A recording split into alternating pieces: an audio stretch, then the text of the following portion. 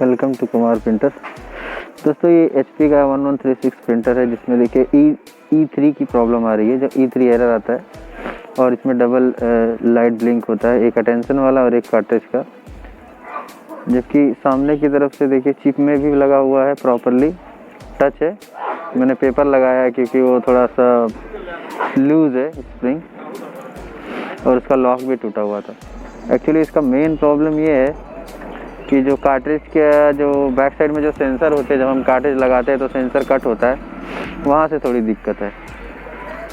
और अगर आपका प्रिंटर कंप्यूटर से कनेक्टेड है तो आपको एग्जैक्टली एरर बता देगा जब आप प्रिंट देंगे, या फिर ऑटोमेटिकली जब एरर, जैसे प्रिंटर रीस्टार्ट करते हैं तो अपने आप बता देगा कि प्रिंटर में एरर क्या आ रहा है। तो आपको सिर्फ और सिर्फ इतना करना है, प्रिंटर के बैक साइड का कवर खोलिए और जो पीछे सेंसर होता है उसको क्लीन कर लीजिए।